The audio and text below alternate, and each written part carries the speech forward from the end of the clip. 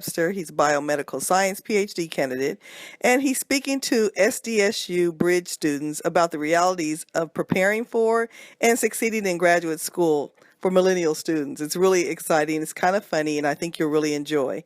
So if you have any questions, feel free to email us and look for us as well on www.singleparentcounselor.com. Talk to you soon. Thanks.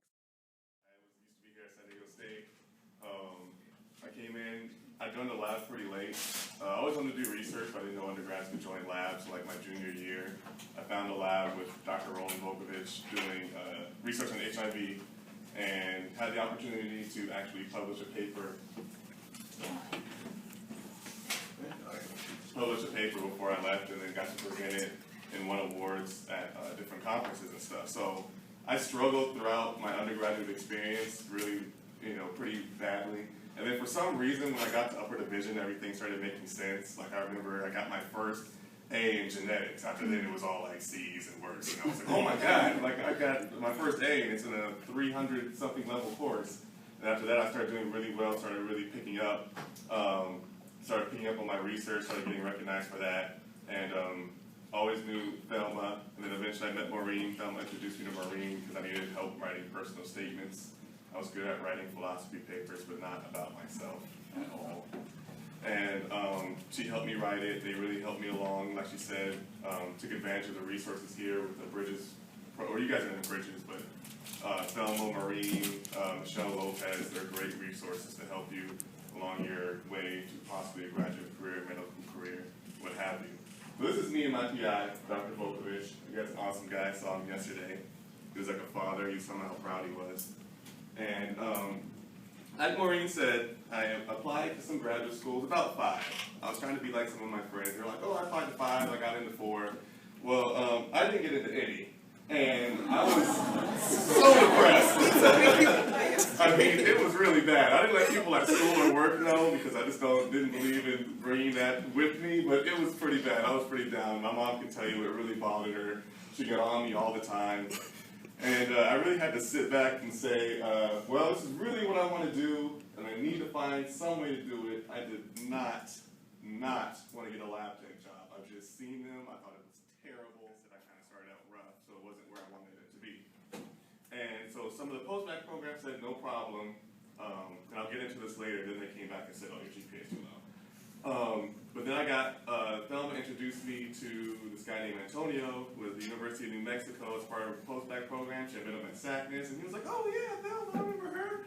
And that kind of got me in immediately because the professor who was over the program did his postdoc at San Diego State, Dr. Richard Cripps, and like he loves San Diego State students, and so they were just like, oh yeah, we'll take them right away. And then later on I found out that I was their first pick, and they thought that I was like the best ever. So that's what they told me, so I was like, oh, all right, I feel better. So what is the post-bac program? It's an NIH-funded program. I kind of got this description from their website. It's to enhance the ability of applicants to successfully enter PhD programs, especially underrepresented groups. Those are their first picks, first generation, low income, minorities, women, all those types of things. It's a really good paycheck. I mean, at first we were broke, we were really poor. We got like $21,000 a year, and then after we were hired as UNM employees after taxes, I was like, 1 week I paid rent, and the next week I'd buy food, and I was always poor.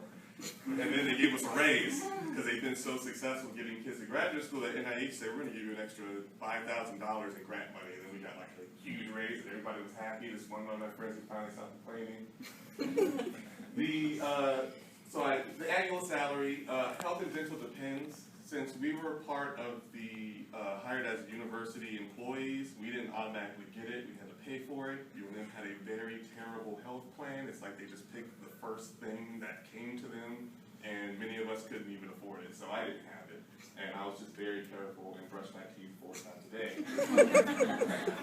Some of the things that the program offered were GRE prep classes. Before I went, my GRE scores were like in the 50th percentile.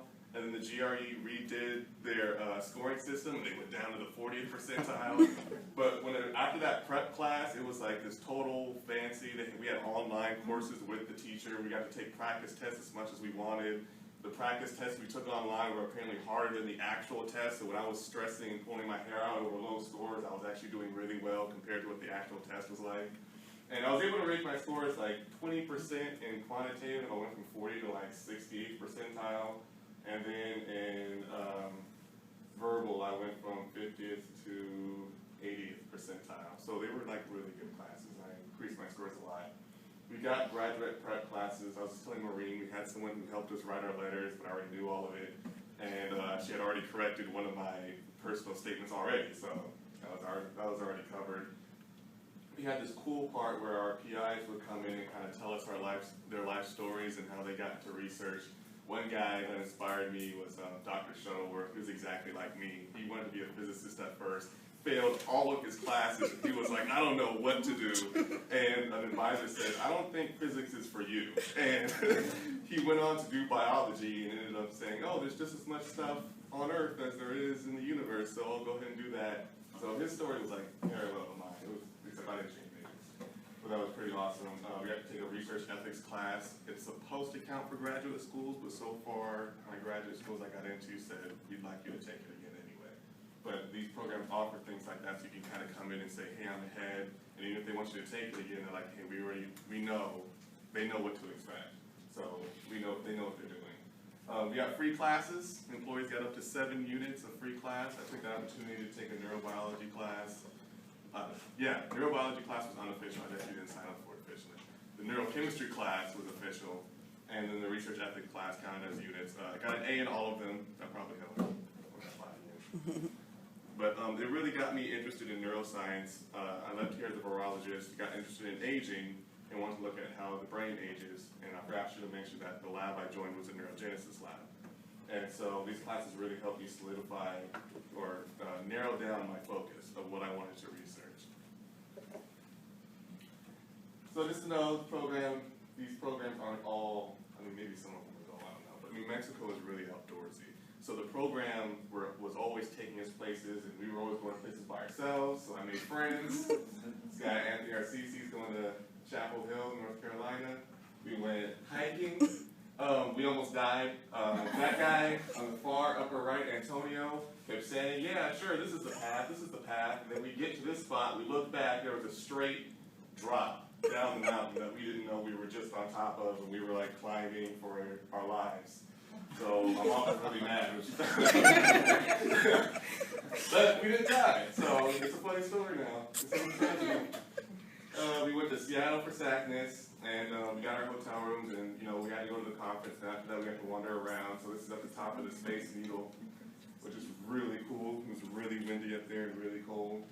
The elevator moved super fast. We went hiking again. Dr. Cripps is on the far left. He's a really cool guy, and like I said, he loves San Diego State students. And he was really helpful, wrote one of my letters, and even when I brought university to him at the last minute, he's just like, yeah, no problem. I'll write a letter for that one too. I'll send it. I don't care. And then we went whitewater rafting. Me and Antonio, I didn't learn my lesson from the hiking trip. We took our own kayak, while everyone else went on a guided raft. We also, again, did not die. We made it. We were strong before it. We're blood brothers now. So, applying to grad schools again. Like I said, I increased my GRE 20% for quantitative, 30% for verbal, 4.0 in the classes. I had much more research experience. Here I should mention I had some trouble with my PI. It was a great learning experience because I came from a spoiled background. My PI here, Roland, was really great. He went out of his way to do stuff.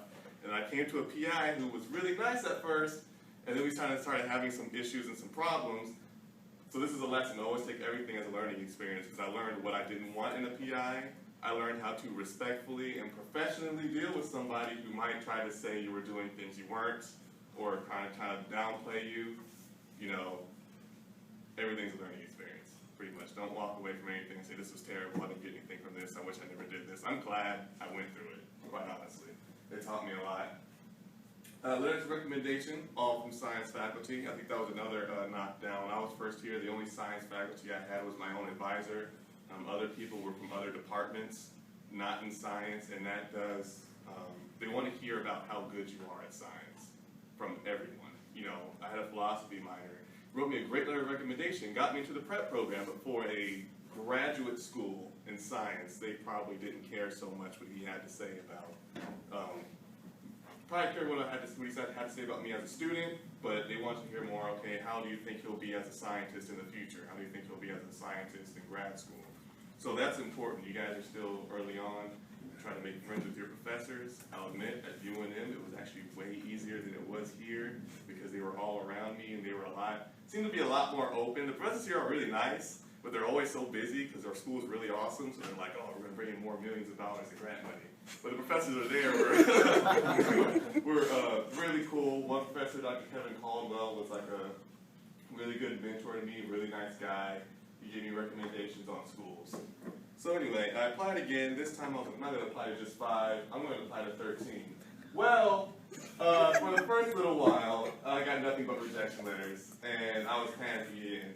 And at the last minute, UNM, Dr. Caldwell got me an interview with UNM. I said he got me an interview because they weren't sure again about my GPA of my undergraduate being a barrier. And he literally kicked down the door and said, this guy is a great scientist. I've seen him do work. He went to bat totally for me. Got me an interview. And then after the interview, they had the same questions, but now him and 2 of the professors I interviewed with was like, no, this guy's a great guy. He's a good scientist. We should get him in. So all happy days. And then at the very last minute, thanks to my friend Anthony Ayuso, he was like, well, you're stressing out. I went to this neuroscience conference, and there's this place called UTHSCSA there in San Antonio. Have you heard of it? I haven't heard of it. I didn't know there was anything outside of UT Austin, UT San Antonio, whatever. He goes, the application process is free, apply. I apply. A long time goes by, I'm like, oh, I'm going to be stuck in New Mexico. By the way, I didn't like Albuquerque. So I'm like, oh, I'm going to be stuck here. I'm going to have to sit here, whatever. But I was fine because I got accepted somewhere and I could find a lab that I wanted to work in. That was within my general interest. I had some professors there that I wanted to work with. And then at the last minute, they granted me an interview, and it was a Skype interview. We're just going to interview you over Skype real quick. Did that. Time passed. Wasn't sure what was going to happen. Antonio, the prep coordinator, helped me write a very nice professional letter of please hurry up. I have to make a decision. Just give me something. Then 2 days later, they didn't even let me know. One of the professors on my committee called and was like, I just want to let you know you got in. I wanted to tell you before they told you you were a very good applicant. Now, remember, before then, I've been rejected all over the place. Your GPA is too low, you don't know another language, Stanford, they just assumed I knew another language, I didn't. on the application, they asked me, what other languages do you speak? I don't speak any other languages. So, for them, they were like, you were a really impressive applicant, your research experience is outstanding, and you seem like a great scientist. I was taken back. It was very great. I was very happy. So good. So he told me I got in, and I felt fantastic. I was strutting all around. I was very happy. I called my mom. My mom's experience was, that's like all I heard on the phone. I said I got in. That's what she wanted me to get in. I had some family in Texas. And so I did the rest of my time, I didn't come back to prison. I did the rest of my time in New Mexico. I wasn't doing much research. My PI didn't have much for me, so I spent that time reading tons of papers. You guys should do that. Start now. If you don't have a specific interest like me, Alzheimer's, mitochondrial papers, all the stuff I know I was interested in. If you just start looking and finding an interest and start reading them and get used to reading them, because they're so packed full of information that even if the paper's not 2 pages, you just want to bang your head against the desk because you have to read through all of this. And every paragraph is almost important, unless you're looking for a protocol or something, then who cares? Just go through the protocols and see what you need to do.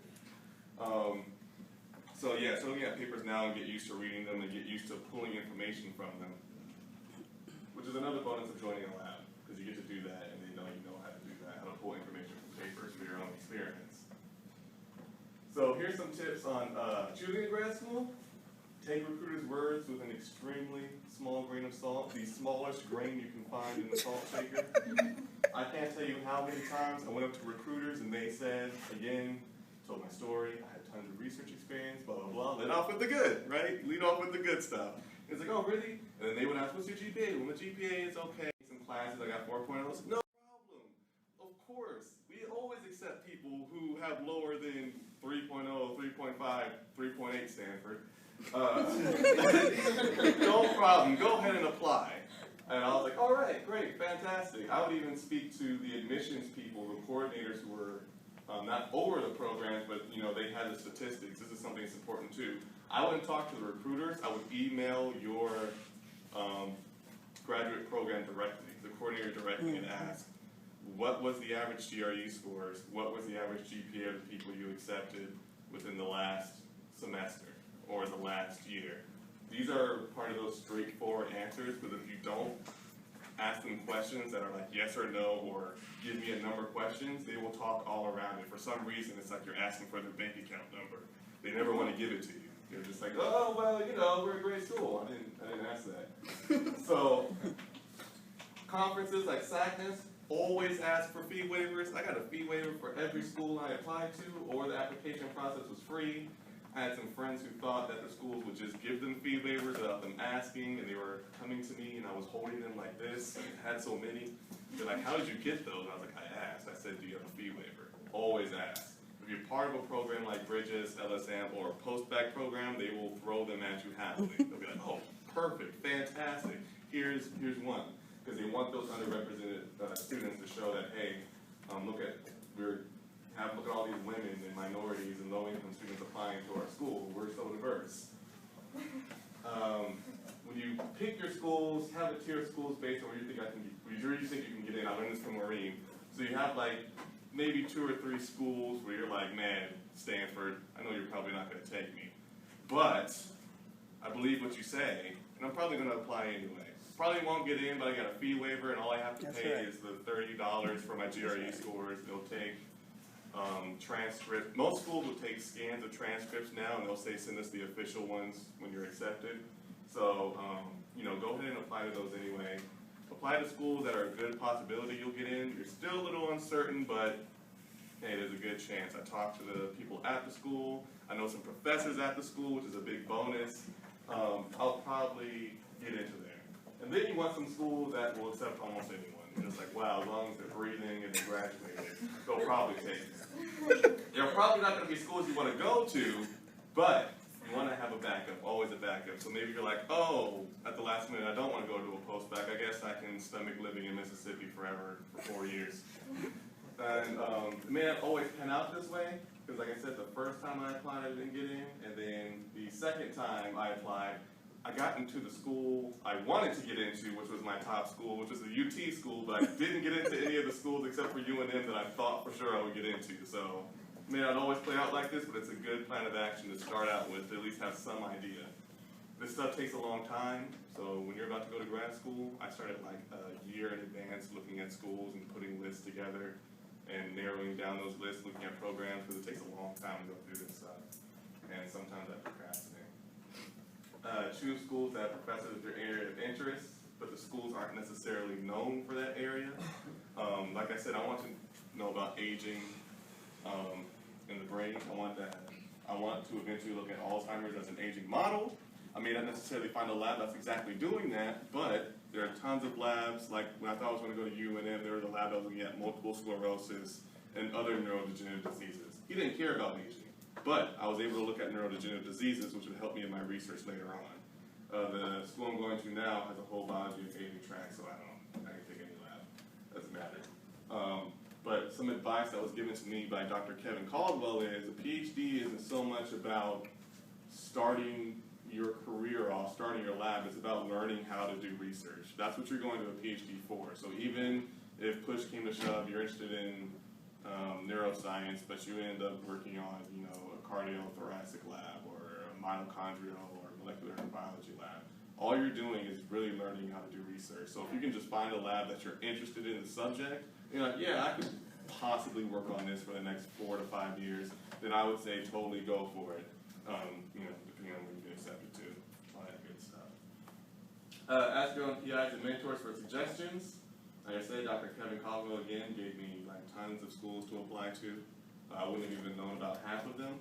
And don't be disappointed. Oh, be disappointed, but don't give up. All I can tell you, I was very depressed. In Albuquerque, I closed my blinds. Didn't have to leave my house, so I didn't leave it for 2 or 3 days. That was fine for 2 or 3 days, but eventually I got over it. Even I didn't know I got accepted anywhere yet. I was just like, well, I got vacation's over. I can work. Weekend's over. So, you know, be disappointed, be depressed, whatever, and then get up and say, what do I have to do to improve myself? And then lastly, is this link here? It's not showing up all the way. Obviously this up here at the top. But this is a list of, from the NIH for all of their sponsored prep programs.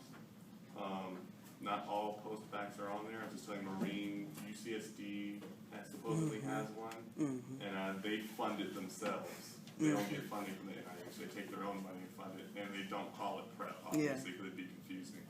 So I don't know what the name of it is. I'm trying looking for it, and all I found were medical postbacks. So if you can find it or talk to someone up there and say, I want to do a PhD, maybe there's some medical postbacks who will say, we don't care, you can go for a PhD, you can still come here. I would still ask them to look for that. And that's it.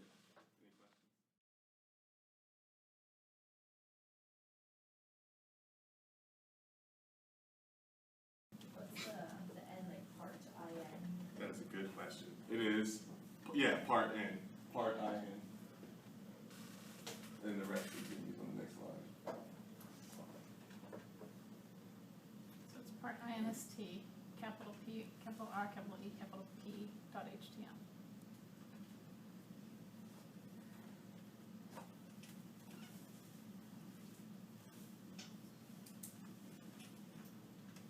So any questions? This is a great opportunity for you to pick his brain. He's just a little bit further ahead than you are. And I think he's, from the jokes that he's made, I think that he's probably gained some pretty useful insight into this kind of transition. It's a reality that a number of students face, and it's the point where you really determine whether you're going to succeed or not. Because I'll tell you something, when he went through getting into graduate school, that moment while he's applying and it didn't work, and so he went back and did post-bac, and he's applying in the post-bac, and he doesn't know what's going on, and then he hides for 3 days and comes back out and just digs in and works. Okay, so this is not any different than if you're in a research lab doing research, because if you think that when you're in a lab and everything just works out all hunky-dory and everything works fine, you are crazy. Because most of the time, it's like long stretches of, oh my God, I have to go to work, dotted by brief moments of hallelujah, it worked. That's what science is. So he's been passing these tests. I don't think anybody who knows Philip has a doubt that he's going to be a wonderful scientist. And it really is as much in terms of how he handled the situation that he found himself in as anything else. Thelma will tell you, you will come across students, you will have peers who are brilliant at being undergraduates. And they will never be a scientist. They will never do much more than graduate with their bachelor's degree and then go work at a Macy's. Or be a tech at some biotech company for the next 30 years. It's how you deal with these situations. Amen. You know, do you suck it up, dig down, and keep going? I think that if Thelma and I sat down and we made a list of all the students that we'd work with, it would be the ones that just don't give up. Amen. It doesn't make a difference what their grade point average is. Because I've had students who've gotten into doctoral programs because we just looked around and we talked to people we knew and we hooked them up with people that we met who got in with GPAs that were below 3. Off the top of my head, I can think of about 5 that I've worked with. And they just did not give up. They did not give up. And I've had other students who even got into graduate programs and did the first year, and then they're gone. And that's because it was hard. And whether Philip realizes it or not, in a weird way, he's been like building Olympic class academic muscle as he's done this. It always cracks me up that universities especially will have all this money that they chuck at coaching athletes. But no one ever seems to think that you guys as scientists are really academic athletes. We've been lucky enough to have some Olympians that we've worked with.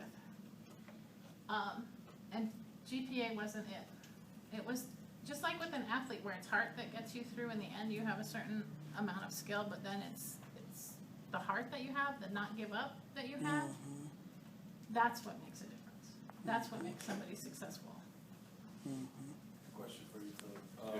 If you can go back to like your first or second year of college, I mean, what would you change in order to make your transition, or make your transition a little more smoother, and avoid some of the problems that you faced? I probably would have worked harder at finding out how to study, because like I said, when I got into upper division, things just clicked. It wasn't magic. I actually ended up being, I found a way that worked for me, that I sat down and I was like, what do I need to do to remember the material? And that was actually the biggest problem for me. It was I would learn slow. I felt like I learned slow to the geniuses in class. They seemed to just come to lecture and then they'd be like, oh, all right, I can explain all this. And I would be sitting there like, okay, mitochondria. You know, so I would probably figure out a study method a lot sooner, like really sit down and work at that, and take the advice that other people give you on how to study, but eventually you have to find out what works for you. Like I was told, join study groups, and I would force myself to go to study groups, even though I knew, I don't know what it is, but I get in a group, everyone can be totally focused, and I just walk away with nothing. Like I could have just did this on my own and got more from it. Tutors. Tutors definitely helped me find the answer, but they never helped me learn how to do the question. They weren't bad tutors. For some reason, I just didn't pick up on how they got from A to C. I just saw C. So that would probably be the first thing I would change. I didn't know about graduate research. I don't know how I could have found out faster, but I would have joined the lab a lot faster. Probably would have got a publication out at the exact same time I did, but it would have given me probably a little bit more lab experience, because I can't tell you if it was the diversity in my research, showing that, oh, he didn't give up, he joined another lab, and he showed he can do well in a virology lab, which is what they were really interested in, the interview committee. And then he went to a neuroscience lab, and he did really well in there too. So, yeah, studying techniques really, really help a lot. And then, like Maureen was saying, this stuff doesn't stop. When I was an undergrad, Dr. Roland Volkovich, they're getting more famous now, so he's getting grants a little easier, but we were completely poor for a long time. Like, we were like scavengers. We didn't have lab supplies, so we would be listening for any hint of a lab closing down somewhere. One time, the PhD I worked with and a guy doing a rotation hopped in a truck and drove like all the way somewhere else in San Diego because the lab closed down just to get supplies that we needed and come back because we weren't getting grant money for almost a whole year.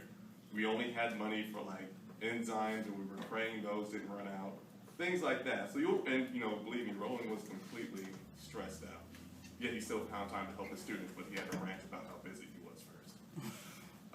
When I did my interview at UNM, one of the people I interviewed with was like really tough, and all he kept bringing up was my low GPA. How do you think you can succeed in grad school with this and that? I had told a couple of professors that, he was always known as a rough, staunch guy, but they were like, he didn't get his grants, so he's kind of in a bad mood right now. They're like, don't take it personally. He just found out his grants got rejected and his paper didn't get in. Those are some things you face as a professor, and you need to decide if you're going to let it affect you or not. Are you just going to quit and say, I'll do industry, or just say, it's a little late to be giving up. But, like Maureen was saying, these things kind of shape you. Like, I have no doubt that I'll probably get rejected for a grant in the future, and for some reason the thought of that doesn't bother me at all. I'll just have to get money somewhere else, like Roland. Yeah, there you go. And another opportunity from these programs is, I forgot to mention, I got to mentor a medical student, which probably made me look a little good. She was a med student, a second-year med student. She had never done research before. And she came into our lab looking to do something, and all my PI had her doing was PCRs. And I was like, well, if you need to do a project, I have a project that I'm working on right now. It's still PCRs, but at least you're working towards something. And I told her about the project, and she wanted to do it, and so I showed her how to do science, how to use a pipette, because she didn't even know how to use a pipette. Showed her how to do all that, and then was able to add that to my personal statement. And that probably put me up just a little bit. Just a nudge. Research lab as an undergrad? Oh, that's a common question. It's actually pretty funny. Some professors, talking to some of my friends when I was an undergrad here, were really staunch. They were like, oh, let me see your CV, and you can get down and talk about it. I met with Thelma and Michelle, and they said, well, you know, put a list. They gave me the website with all the biology professors on it. Put a list together, greatest to least of research topics you're interested in. At the time, I really wanted to be a virologist, really wanted to research HIV. This was one of those rare opportunities for Roland, who was researching exactly what I wanted to research and exactly the way I wanted to, looking at protein interactions. So I emailed him. At this time, if you see him now, he doesn't have it anymore because apparently they forced him to shave it. The other grad students, we had this evil scientist goatee who was really awesome. And I walked in there, and people said they thought he was intimidating when they first met him. I didn't. He's a pretty cool guy, but you know, he's got this deep voice. He's like, oh, you know, cool accent.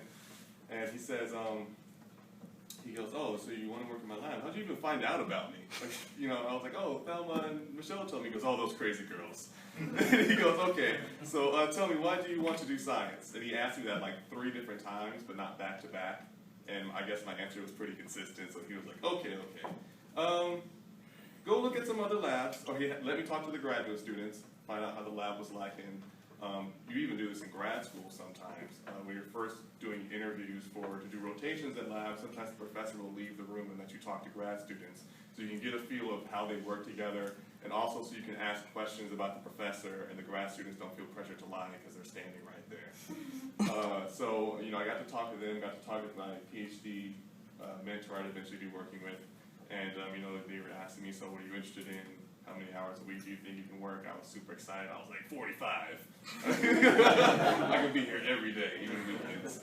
And I left. Didn't really check out the other labs on my list. There was like one that I like haphazardly checked out. I walked over there the next day and the professor wasn't there, and I was like, well, I guess there's nobody I could talk to. And I went back. It was like, I emailed him and said, I checked out the other labs and yours is absolutely the one I want to work with. The reason they had me do that too is because they had a lot of undergrads who came in. We didn't work with animals. It was all molecular biology, all stuff you couldn't see unless it was a band, and then bands aren't very impressive. So I came back, and he said, when can you start? I said, I can start today. And he goes, well, you can start tomorrow. Go ahead and talk to Alex as my PhD mentor, talk to him, project was set up, and from there I was taught how to do research. Totally casual, like I said.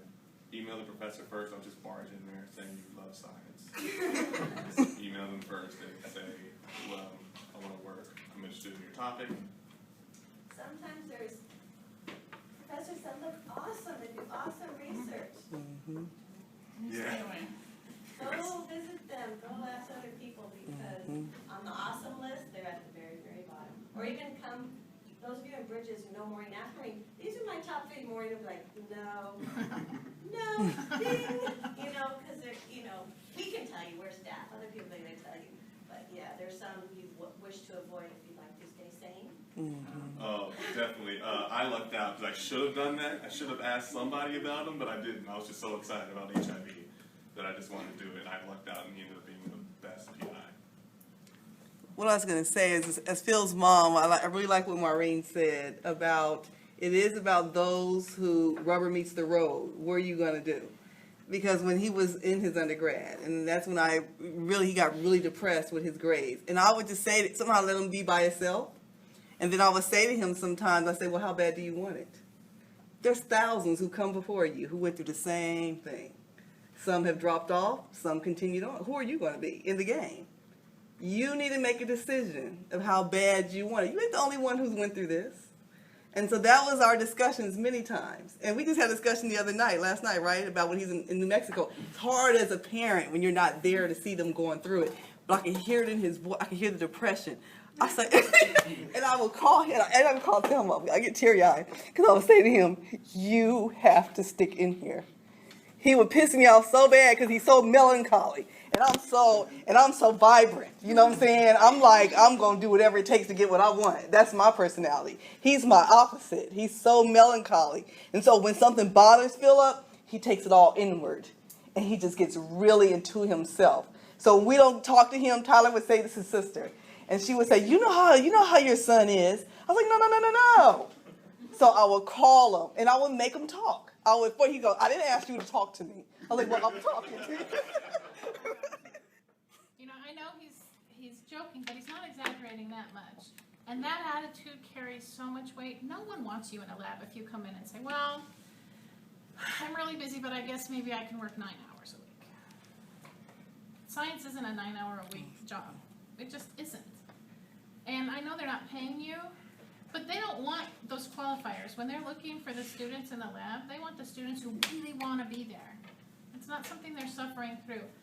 We had another student, Michael Davis, and Michael went and interviewed at the University of Virginia, and I got a call from the people at Virginia, and they had given him an offer for the PhD program before he left, which is really unusual. Usually you interview, and then they go look at the whole pool of everything and they choose. But he finished his interview, and shortly thereafter, before he came back to San Diego, they said, well, you're not going to get the official notice until later, but you're in. And when I got the call from the director of the graduate admissions for his program, Joel said, you know, I had him out there, he was interviewing, he was so enthusiastic about his science. You could tell that he was really passionate about it. He knew the research that he did at San Diego State, but he was just so passionate about science, about doing science, that we couldn't let him go. We didn't even want to take the chance of somebody else. You know, we wanted him to know before he left that we really wanted him. You're going to be given choices, I don't have any doubt about where you're going to go. And we talked about this yesterday, I think. When you're balancing all those choices, the really important things that you're going to look at are, is there a really good mentor there who does good science? You know, Philip brought this up. Not exactly, it doesn't have to be exactly what you want to do. You want somebody who for 5 years you can essentially be married to. You know, who you see every day when they're grumpy because they didn't get funding, when they're happy, whatever, when their wife is mad at them, or their spouse is mad at them, or their kids are sick. You can deal with them. And they will look for you. You know, they will support you. They don't just have you be a technician in their lab, but they really are invested in your development as a scientist.